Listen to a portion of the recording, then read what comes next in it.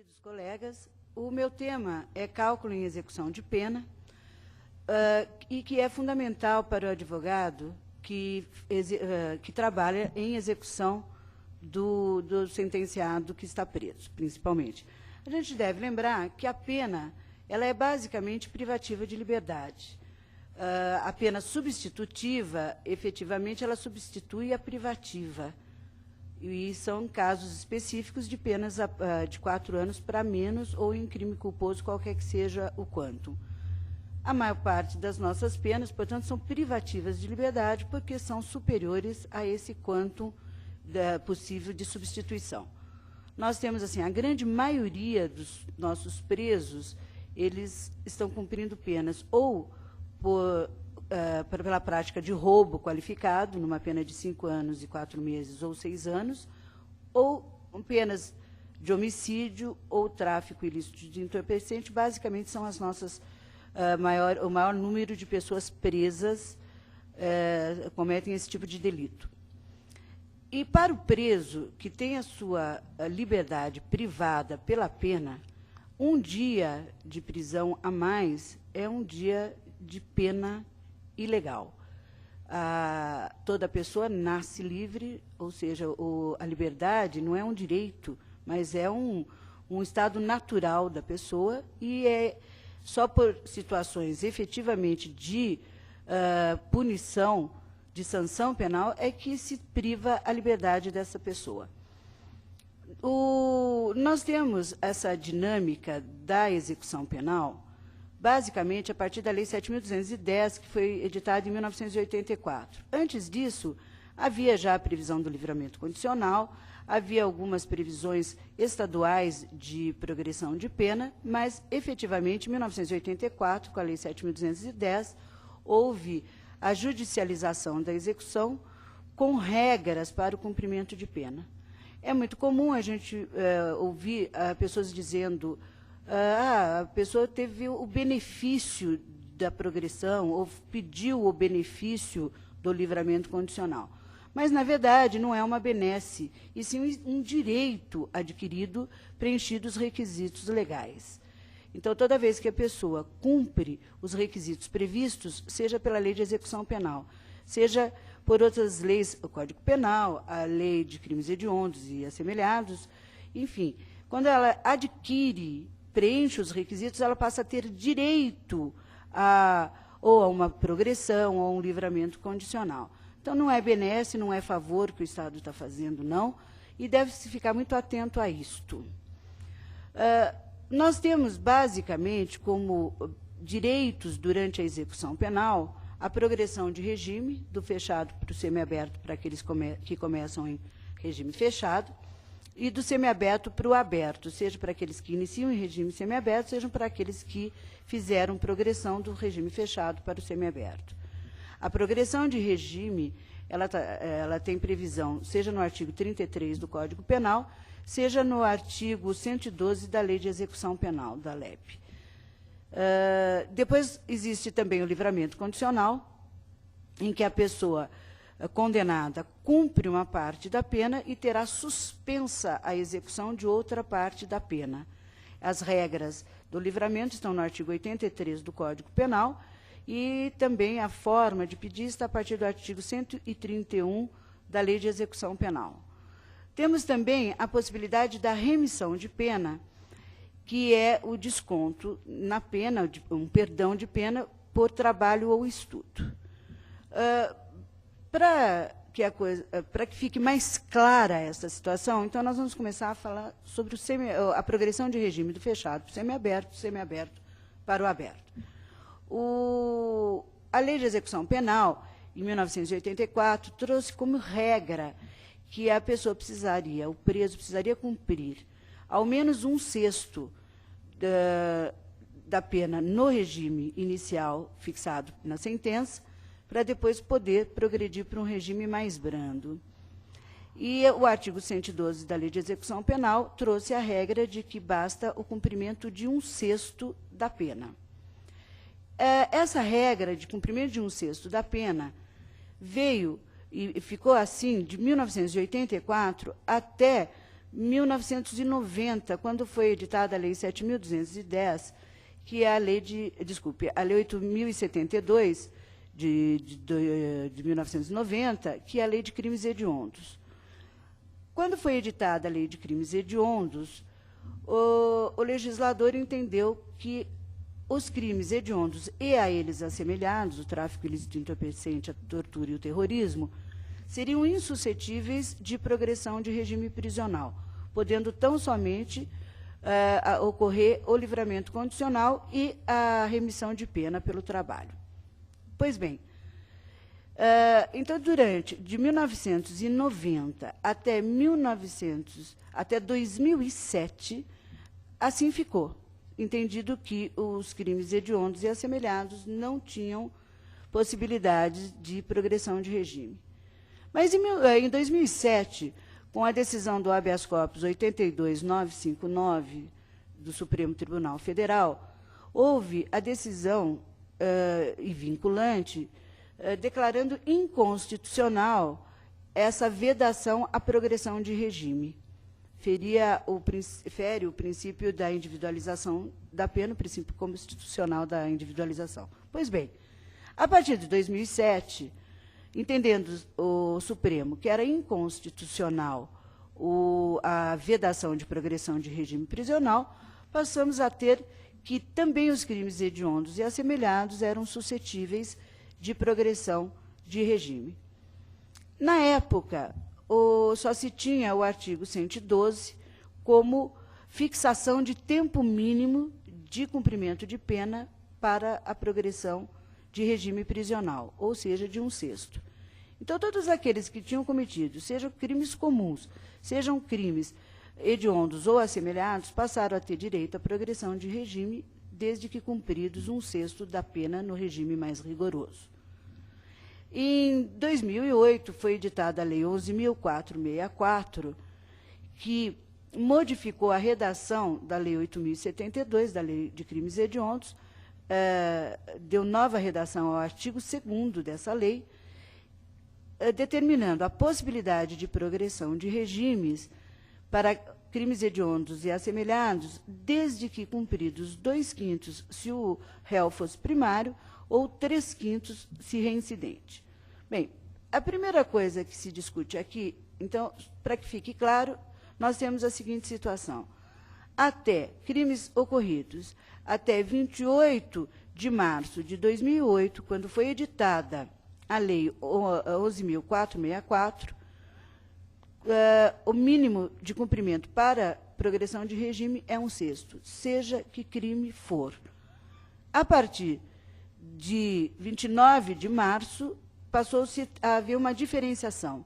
Nos crimes comuns, seja o réu primário ou reincidente, ele tem que cumprir 1/6 da pena no regime mais rigoroso, para fazer a progressão para o regime posterior. Se ele iniciou em fechado, cumpre 1/6 e vai para o semiaberto, cumpre-se 1/6 do restante para progredir ao regime aberto, e ali ele cumpre o restante da pena, desde que ele não cometa nenhum outro crime ou pratique uma falta de natureza grave. Já, se for hediondo ou assemelhado, se for primário, deverá cumprir 2/5 da pena, e se for reincidente, 3/5 da pena.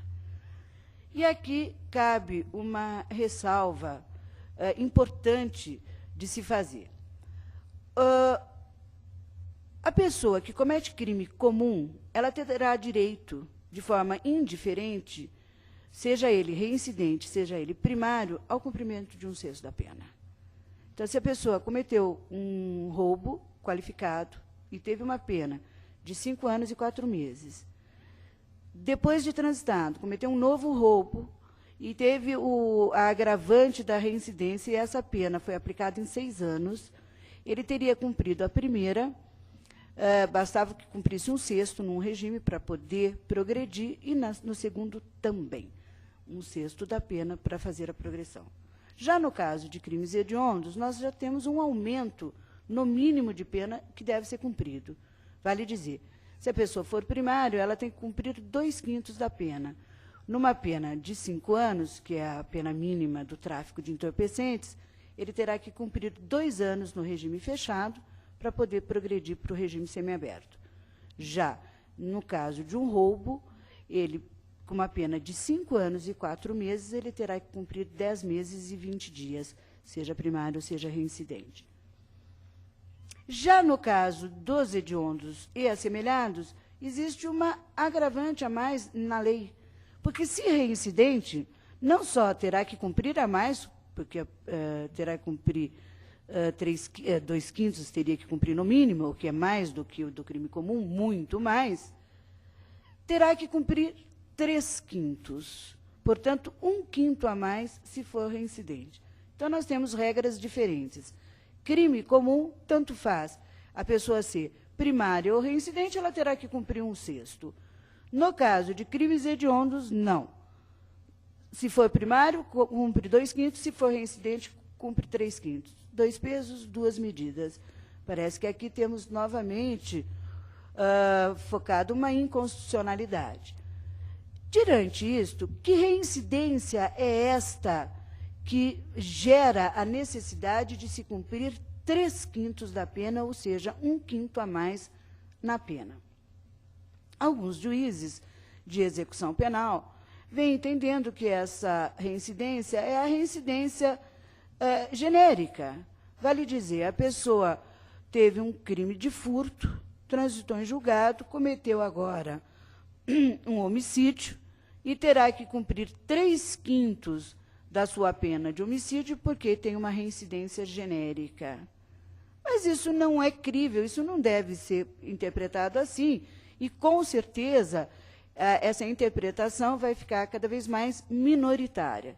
Primeiro, porque a Lei 11.434, ela é específica de mudança de redação de uma lei para crimes hediondos e assemelhados. Vale dizer, tudo que nela está se falando em crimes hediondos e assemelhados, e não dos crimes comuns. Portanto, deve ser entendido que essa reincidência falada no artigo 2º, parágrafo 2º da Lei 8.072, deve ser tido e entendido como reincidência específica, nunca reincidência genérica. Senão aqui teria realmente uma grande, até injustiça, o que seria impossível para a lei, uma lei que fosse na contramão do justo.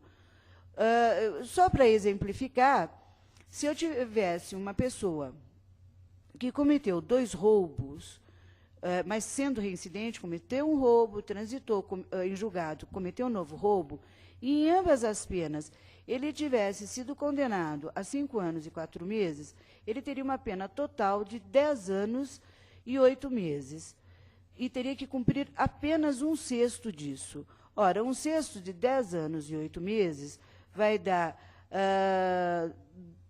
1 ano, não chega a 2 anos, porque 12 anos é que dará, 12 anos que daria uma pena mínima, 1/6 daria 2 anos. Vai dar 1 ano, 8 meses e alguma coisa. De qualquer forma, se esse mesmo réu, se ele tivesse cometido um furto simples, é um exemplo, óbvio, porque cabe suspensão, mas é um exemplo, mas se ele tivesse um furto simples transitado em julgado, uma condenação, em que a pena dele foi, inclusive, substituída de privativa por restritiva, pegou uma pena aí de 2 anos, ou de 1 ano, por sendo simples, agora cometeu um homicídio e pegou uma pena de 6 anos. Esta reincidência, se for genérica, a somatória das penas daria 7. E, no entanto, ele teria que cumprir 2 meses pelo furto e ter que cumprir 3/5 do crime de homicídio. Portanto, mais da metade.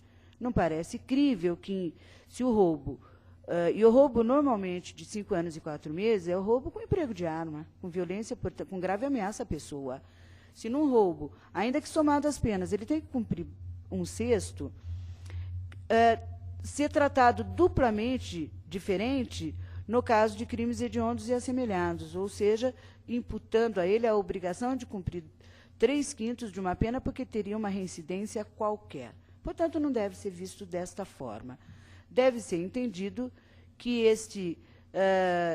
esta reincidência prevista na Lei 8.072, ela deve ser uma reincidência específica, ou seja, já ter transitado em julgado um crime hediondo ou assemelhado, para que, no seguinte, ele se obrigue a cumprir 3/5 da pena, e não na reincidência genérica. Falando de tempo para a progressão, naturalmente, é avocado à lembrança, vem à lembrança, o princípio da detração penal. A detração penal, ela está prevista no artigo 42 do Código Penal. E os doutrinadores, de um modo geral, conceituam detração penal como desconto na pena do tempo que se cumpriu provisoriamente. Ou seja, antes de transitar em julgado, houve um tempo cumprido que pode ser descontado do tempo de pena a cumprir. Mas, na verdade, a redação do artigo 42 não usa este verbo de desconto, de descontar. E sim o verbo computar. Diz o artigo 42 que computa-se na pena o tempo cumprido provisoriamente. Vale dizer que faz parte da pena o tempo cumprido provisoriamente. E aqui é de essencial observação que isso pode mudar muito a situação no cálculo de pena, na situação da pessoa que está presa. Porque, vejam, se um processo levou 1 ano em tramitação e só então transitou em julgado para uma pena de 5 anos e 4 meses, a gente, numa pena de 5 anos e 4 meses, num roubo, a pessoa teria que cumprir, no regime fixado, teria que cumprir 1/6 da pena, vale dizer, 10 meses e 20 dias. Suponho que o processo tenha tramitado durante 1 ano, é um exemplo que acaba acontecendo muito.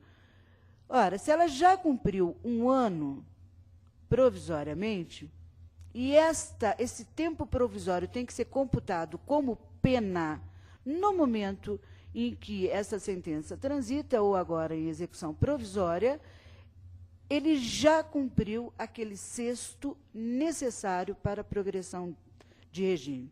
Da mesma forma, nos crimes hediondos e assemelhados.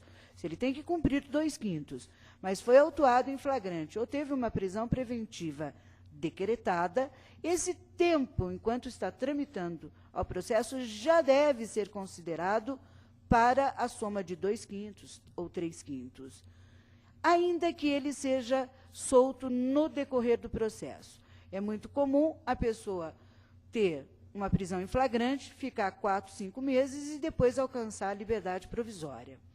Ora, esses 4 ou 5 meses, pela detração penal, deverá ser computada como pena, não descontada do total, mas computada, pena cumprida. Se é pena cumprida, se ele tem que cumprir 2 anos, 5 meses ele já cumpriu o seu processo, levou 5 meses. Então, a detração deve estar sempre sendo observada, sempre que fosse fazer um cálculo, seja de livramento, seja de progressão de regime. Muito bem. Uma outra coisa importante para se lembrar, no caso de progressão de regime, e depois nós vamos falar de livramento, é a remissão de pena. A remissão de pena tem previsão no artigo 126 da Lei de Execução Penal. Lá está dito que para cada 3 dias trabalhados, haverá um dia remido, perdoado.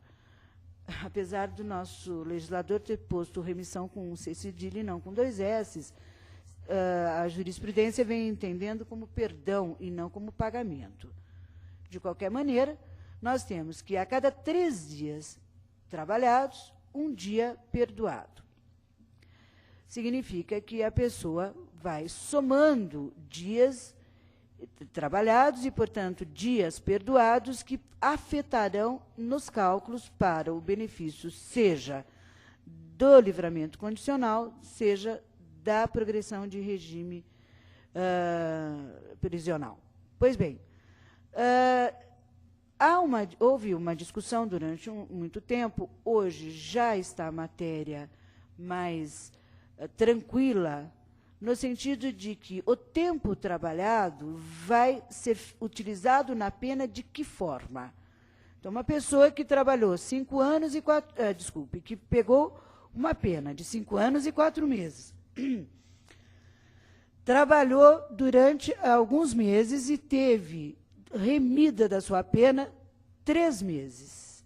Esses 3 meses serão diminuídos do total da pena dele de 5 anos e 4 meses, reduzindo para 5 anos e 1 mês, e aí refeitos os cálculos, ou, se ele fez esse trabalho em regime fechado, esses 3 meses irão ser utilizados apenas na fração do regime fechado. Pois bem, é assim que vem se entendendo, que a remissão de pena, ela só cabe no regime fechado e no regime semiaberto, porque no aberto é obrigação de todos nós trabalharmos. A pessoa trabalhando no regime fechado, este tempo trabalhado e remido no fechado, irá descontar na própria fração do regime fechado. Por exemplo, uma pessoa teve uma pena de 5 anos e 4 meses em regime inicial fechado. Terá que cumprir 10 meses e 20 dias para progredir do regime fechado para o regime semiaberto. Mas teve uma remissão de 3 meses. Vale dizer que 3 meses serão descontados desses 10 meses e 20 dias. Ele terá que cumprir 7 meses e 20 dias efetivos, porque 3 meses ele já pagou pela remissão.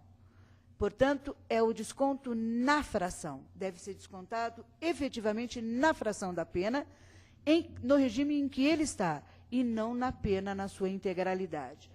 Essa matéria vem sendo bastante discutida. Teve um caso famoso aqui no estado de São Paulo, de uma sentenciada que acabou sendo autora, com o namorado e o irmão do namorado, do homicídio de pai e mãe, e era crime hediondo. Quando ela cometeu esse delito, quando os 3 cometeram esse delito, o delito estava já classificado como hediondo, no entanto, sem possibilidades de progressão, porque na época se entendia que era integralmente fechado.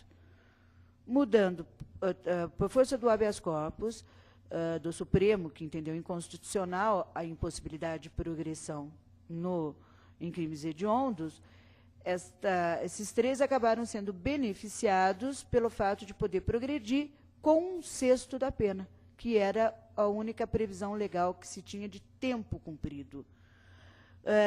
Muito bem, ela fez o pedido de progressão, já tinha cumprido 1/6, fez o pedido de progressão, o juiz da execução da localidade onde ela está presa negou o pedido, dizendo que não teria lapso temporal,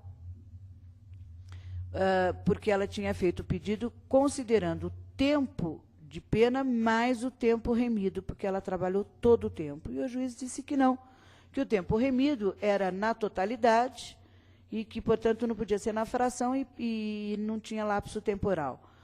Houve recurso para o Tribunal de Justiça por meio de um agravo.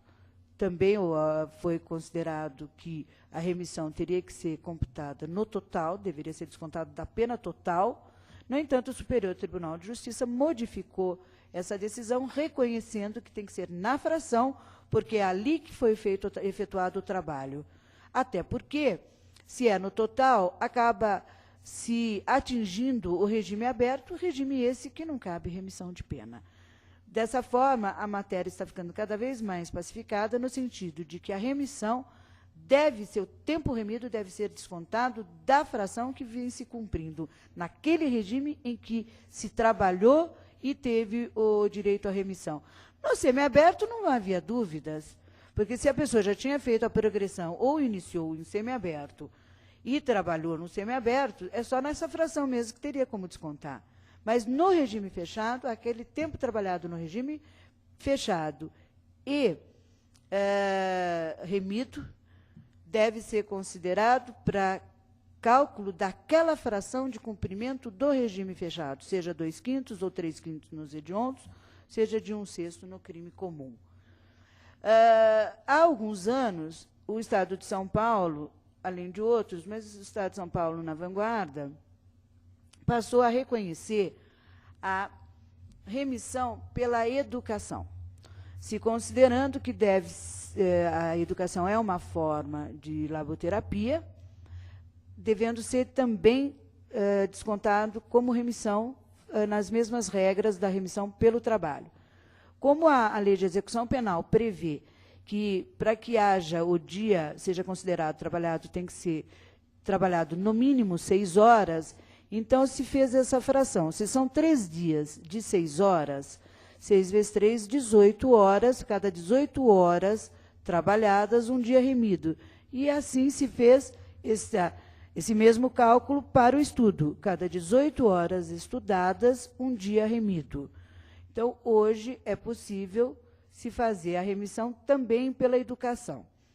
Essa matéria não era muito pacífica, mas está ficando cada vez mais, e o Superior Tribunal de Justiça editou uma súmula, a súmula 341, dizendo que a frequência de curso de ensino formal é causa de remissão de pena, de parte do tempo de execução da pena, sob regime fechado ou semiaberto. Então, hoje temos uma súmula do Superior Tribunal de Justiça, apesar de não ser vinculante, até por ser superior, ela tem força e os juízes estão atendendo essa súmula 341 e reconhecendo a remissão pelo estudo também, desde que seja um estudo formal.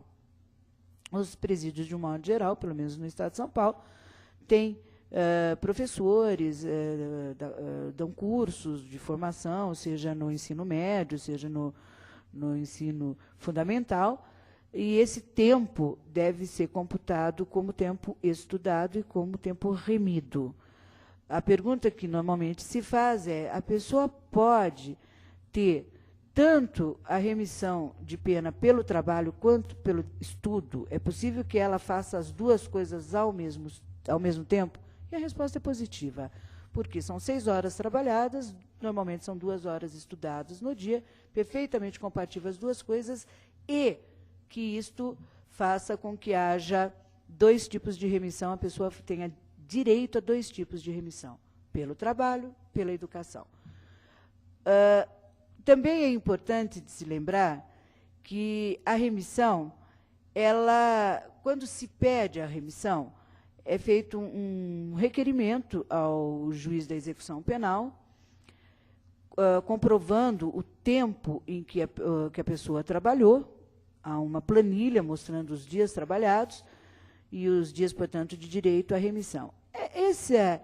Essa decisão, esse cálculo é feito também, normalmente, pelo contador judicial, com parecer do Ministério Público pela concordância, o juiz homologa ele primeiro decide pela remissão e depois ele homologa este cálculo, novo cálculo de pena. Aqui há uma coisa importante que deve ser lembrada, que é o fato de que existe coisa julgada nesse sentido. Vale dizer, uma sentença homologatória, uma decisão que homologa um cálculo, ela faz coisa julgada, ela muda a quantidade de pena para menos. O que significa dizer que, mudando para menos e homologado, suponhamos a seguinte situação. A pessoa, então, tem uma pena de 5 anos e 4 meses. Teve 3 meses remidos, e este cálculo de pena, então, mostra que a pena dele agora não é mais de 5 e 4, e sim de 5 anos e 1 mês. E o juiz homologa este cálculo. Nós temos que, uma vez homologado esse cálculo, esta pena passou a ser agora a pena que ele tem direito. A lei de execução penal diz que a falta grave, que a remissão é um perdão, que a falta grave, ela faria com que a remissão fosse perdida, já que perdão seria perdido pela falta grave. No entanto, nós temos um outro princípio, que é a impossibilidade da reformatio in pejus. Não há possibilidade no nosso ordenamento jurídico de uma mudança para pior. Então, observem, Se a pessoa tinha uma pena de 5 anos e 4 meses, e agora ela passou a ter uma pena de 5 anos e 1 mês em homologação judicial, a pena dela nunca mais pode ser um dia a mais que isto, sob pena de haver uma reforma para pior, o que é inadmissível no nosso ordenamento. Há algumas decisões nesse sentido, aliás, há muitas decisões, inclusive do superior, nesse sentido. No sentido de que, uma vez homologado o cálculo, não é possível ser mudada essa pena para pior, uma vez que o nosso ordenamento não admite a reforma para pior. Então, deve estar sempre atentos a esta situação de que, se já foi homologado ou se não foi homologado este cálculo. Homologável e já, portanto, preclusa esta decisão, porque da homologação cabe recurso de agravo. Uma vez preclusa a decisão, ela transita, faz coisa julgada, não pode ser modificada sob pena de reformatio in pejus. Aliás, é bastante fácil fazer uma comparação com a remissão e todo ano há um induto de Natal e aquelas pessoas que não têm direito a induto, eventualmente podem ter direito à comutação de pena.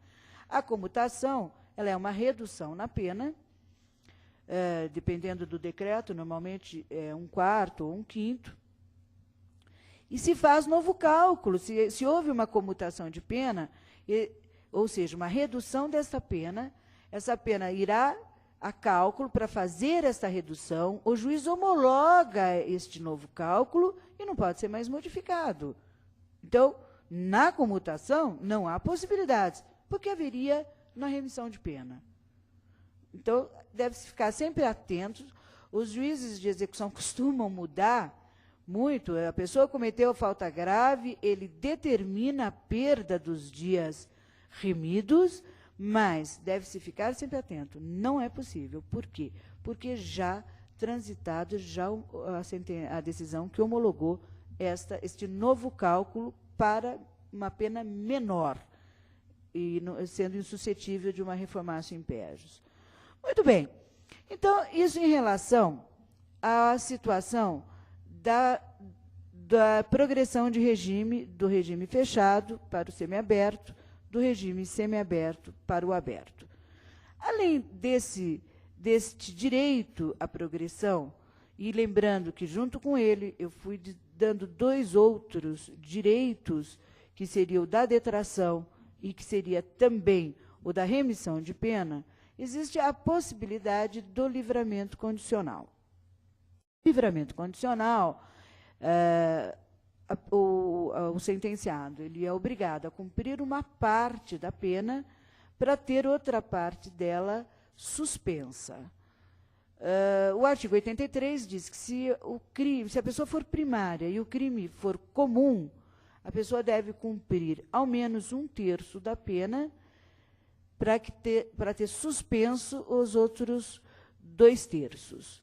Se ele for reincidente e não for crime hediondo nem assemelhado, ele terá que cumprir mais da metade para ter outra metade, menos 1, suspensa. Já se o crime for hediondo ou assemelhado, ele deverá cumprir 2/3 da pena.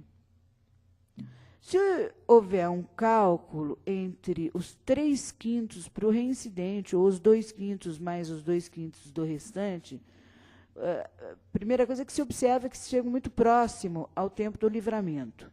Na verdade, o legislador, quando ele pôs 2/5 num regime e 2/5 no regime subsequente, para poder se iniciou em fechado, lembrando que os crimes hediondos e assemelhados todos têm regime inicial fechado, portanto, terá que haver a progressão do regime fechado para o semiaberto e do semiaberto para o aberto. Então, uma pessoa primária em crime hediondo vai ter que cumprir 2/5 e depois 2/5 do restante. O que vai dar questão de dias de diferença com os 2/3 do livramento condicional. Então, aqui, apenas para pontuar, na verdade, o nosso legislador, ele manteve praticamente aquela impossibilidade de progressões fazendo aqui um jogo de palavras, porque, na verdade, se a pessoa fica 2/5 da pena em regime fechado e mais 2/5 em regime semiaberto, do restante, seria 4/5. Portanto, faltando 1/5 só da pena para cumprir. Esse tempo, se a gente descontar o restante, vai dar, numa pena de 5 anos, vai dar mais ou menos 3 anos e 8 meses. 2/3 de 5 anos é mais ou menos 3 anos e 8 meses. Portanto, ele vai conseguir ou o livramento ou o aberto no mesmo tempo, havendo aí na lei forjou-se a possibilidade de progressão, quando, na verdade, não é exatamente como no crime comum, em que a liberdade se adquire mais rápido se for na progressão.